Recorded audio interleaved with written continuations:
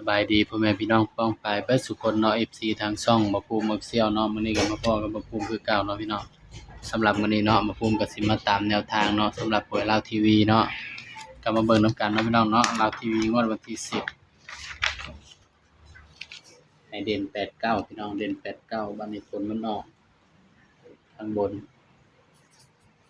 812ข้างล่างออก13มีบ่พี่น้องมีแต่81โอ้ย812 82ถือว่าหลุดเนาะพี่น้องเนาะมื้อนี้ก็ถือว่าหลุดพี่น้องนะก็ต้องขอโทษขออภัย FC หลายๆเนาะพี่น้องเนาะตัวเลขมีเข้ามีหลุดพี่น้องกลับไปกันต่อเนาะพี่น้องเนาะสำหรับเราทีวีเฮางวดวันที่11เด้อพี่น้องบัดนี้สำหรับมื้อนี้ก็หลุดเนาะพี่น้องตัวเลขก็มีเข้ามีหลุดเนาะพี่น้องเนาะแต่ว่าก็ยังใช้สูตรเก่าเด้อพี่น้องเด้อสูตรลาวทีวีเนาะลาวอีกใต้ก็สูตรหนึ่งลาวทีวีก็สูตรหนึ่ง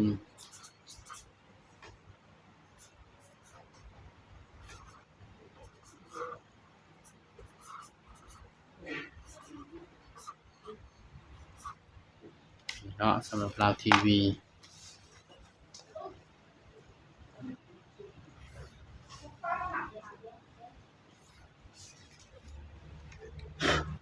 มาเบิ่งนำกันเนาะบ่ภูมิใช้เด่นตัวใดพี่น้อง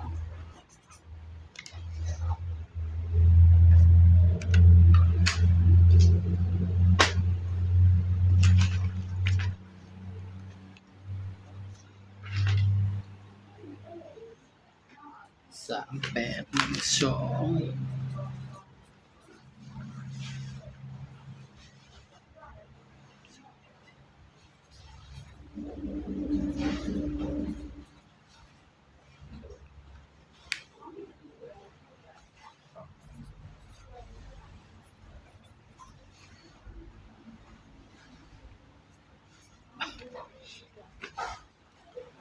สำหรับเด่นลาวทีวีเบอร์อื่นเนาะพี่น้องเนาะนี่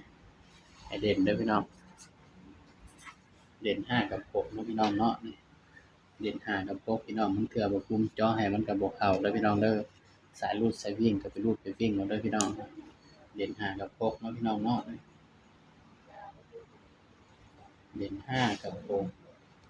มาจับคู่ลงกันพี่น้องบัดเอาก็จับ5ก่อนเนาะพี่น้องเนาะ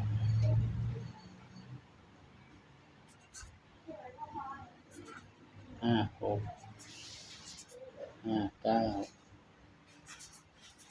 96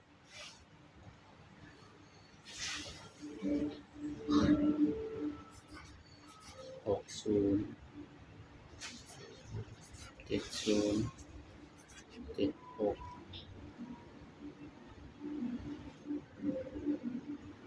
96 06 0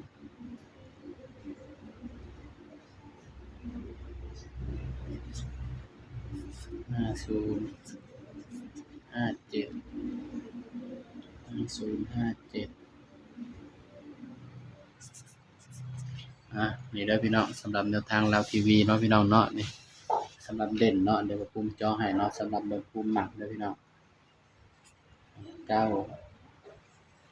56 96 60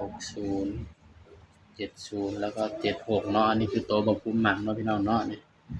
สิมักบ่คือกันก็ได้เนาะพี่น้องเนาะสำหรับลาวทีวีเนาะให้เด่น5 6พี่น้อง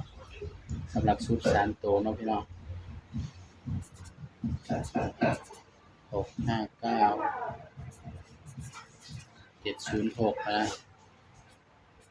นี่เด้อพี่น้องเด้อนี่ไผมักก็แคปหน้าจอไปเป็นแนวทางนี่เด้อพี่น้องเด้อนี่สำหรับแนวทางลาวทีวีเนาะ